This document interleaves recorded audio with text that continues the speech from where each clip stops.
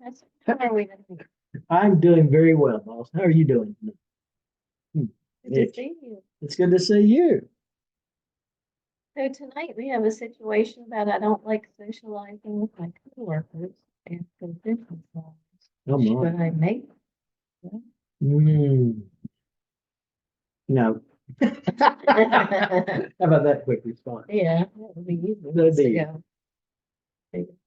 Well, I can see it from a couple of perspectives, and that's what we're going to be talking with the Master Brian tonight.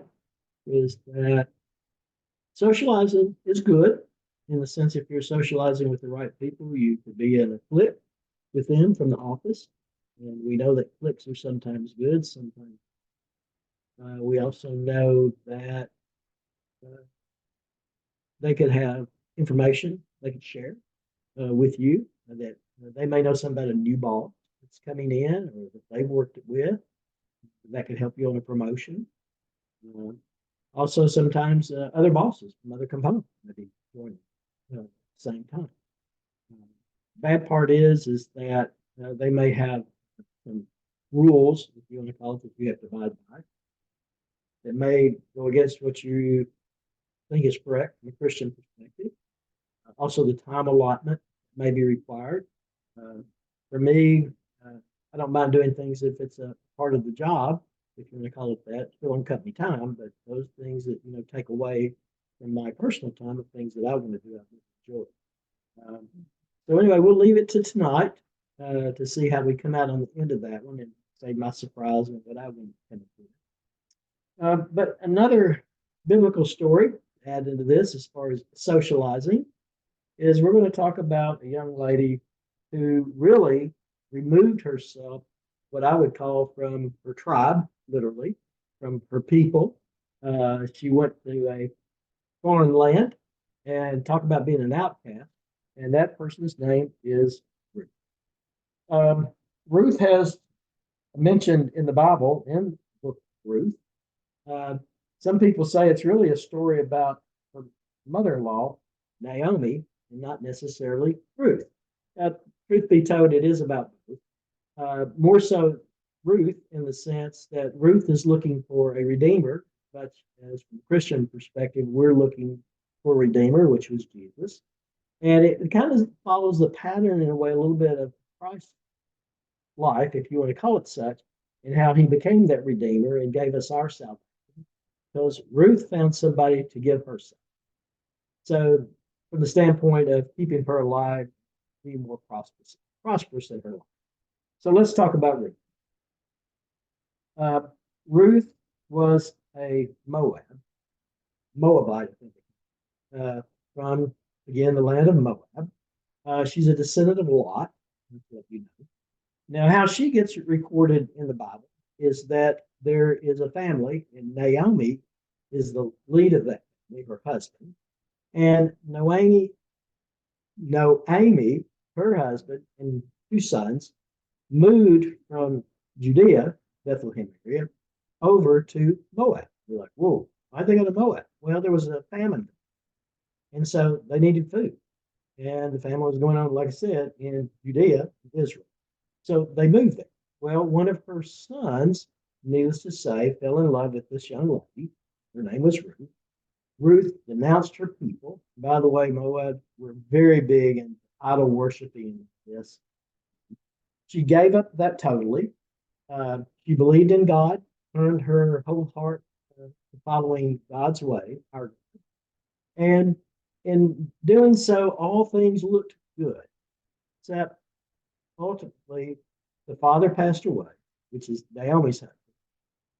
Her husband, Ruth, his named sons, passed away, and the other son. So all the men are gone.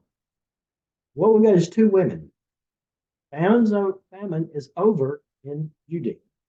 It's done. So they decided now that they're going to come back. Well, not necessarily. I didn't say that correct. Naomi decided she's coming back. Ruth says, mother-in-law, if you're going, I'm going with you. Naomi says, no, you're not. You're a Moab. You need to stay here. And she says, no, I pledge my life. You go, I will. He wasn't going to have any. Well, needless to say, the two ladies start off on their journey going back to Bethlehem. Well, we have to think about that. Two ladies who are on their own. They're crossing land, needless to say, where there'll be a lot of robbers, mean people, and so on. It's just two women. God protect. That's all I can say. They did get back safe. In fact, Naomi was so upset, and I don't want to say she was upset with God, but she was upset at the whole situation, that she was just not a positive person. And we kind of get from the literature that she may have not have been that good to her daughter on all occasions. Because also realize once they got back to Judea, even though she went to the property that her and her husband had, remember, it's not in her because everything belonged in the male. And that also talks about Ruth for a second. Ruth, some would say, well, she gave up her sexuality in the sense that she should be marrying man, right? And so that she could, quote, continue to live, be prosperous and so on, but she didn't. She turned and said, no, I give my life to you, Naomi, as my mother-in-law. So I pledge myself again to serve you, not to a man. Like I said, Ruth was a game changer. They get over to Judea, made it safe. The other situations started happening, though. Said Naomi wasn't great because she really didn't introduce her as being, this is the person the son married, blah, blah, blah. And it kind of leaves us in the Bible to say, this is a woman who came from, well, this lady that came from Moab, she didn't look like him. She probably talked a little bit, probably acted a little bit. Anyway, she had written all over her, you ain't. The other part to that is that they were a warring tribe, Moab, against Judea. And I don't know necessarily at that particular time, I doubt, but in the past they had been. And like I said, they did things in Moab that was just totally against what was believed in Judea, the Jewish culture. So I'm sure she stuck out like I said. The only thing that she really had, Ruth did, that she could give to Naomi was the ability to work. And so once they got back, Naomi, told Ruth that there is the Redeemer for the family. Again, I told you earlier, I mentioned earlier that Redeemer is pretty much like Jesus is the Redeemer. And that Naomi referred to her as the Redeemer of the family because he was the one, as the patriarch, if you want to call that, could keep the lineage going. And so Naomi turned around and had a little plot.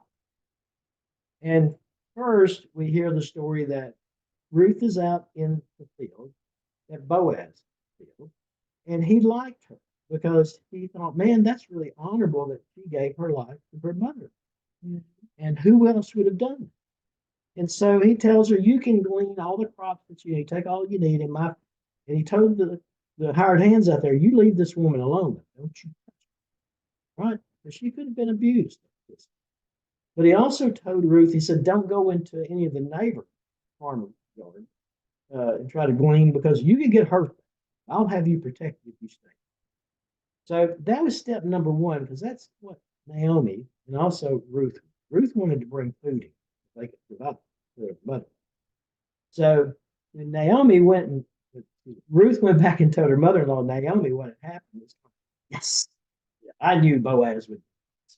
I shouldn't say it that way, but you kind of get the feeling that. The other part about it to bear mention is that Ruth didn't have any children with Naomi's son. And so since Naomi's first son passed away, you would presume that the second son would have married because that's what culture. On the other hand, he's dead too, so that didn't happen. But I bring this to light because she's about 40 years old, and Boaz is up there with some of us others, in that he's 80. Not close to that. Yeah. We're older. He's got a woman half his age, and she's pretty cute. And he's like, man, she's a good material, good stock. And as I said, he was delighted that she would give her life to her mother-in-law, give up her faith that she was as a Moabite, and now become, Jewish, believing in the true living God. All right.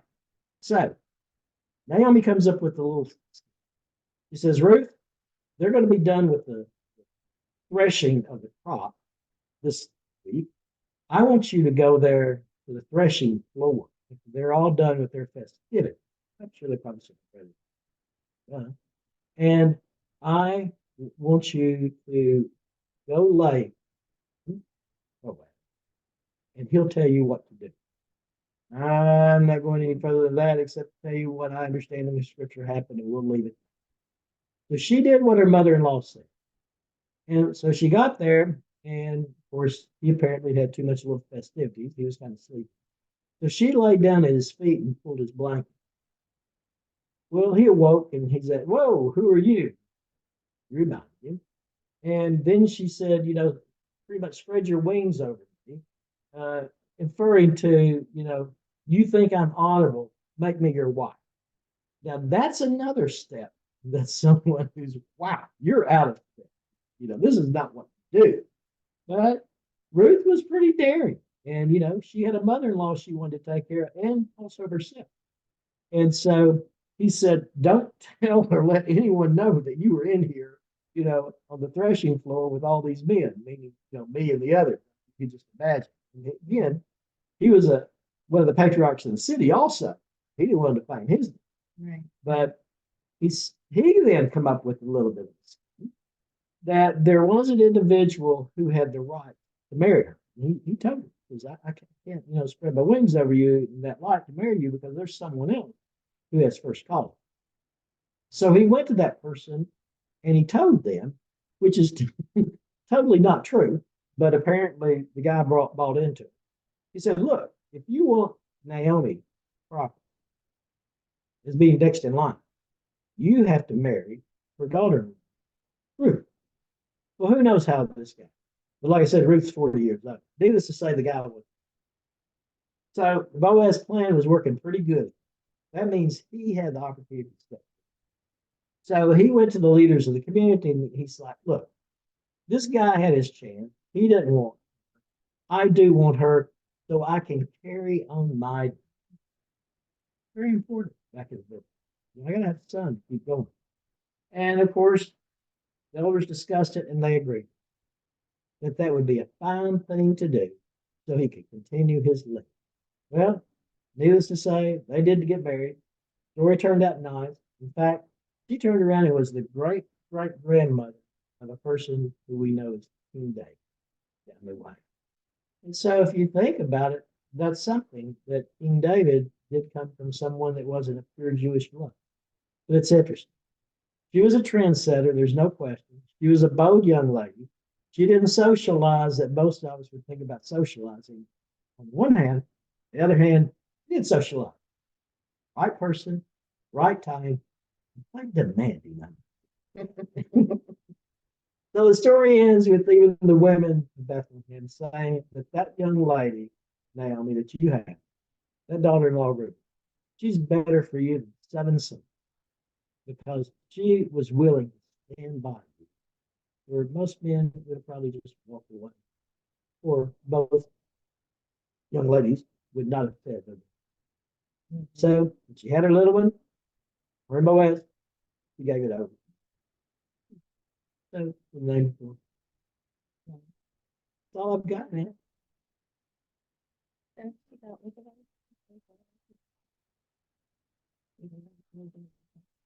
You what? And he was an older man. Which probably benefited her. Yeah. And he had to work. So he did pretty well. Yeah, he was just about as contriving as she was, and her mother was. It turned out well. Thanks. You're welcome. Thank you for listening. So the bottom line message for all of us is socializing is not bad. Just know who you're socializing with. Know what you're wanting out of the relationship. I think that's fair enough. Yeah. Eyes wide open when you go with it. He's a good example. Thanks so much.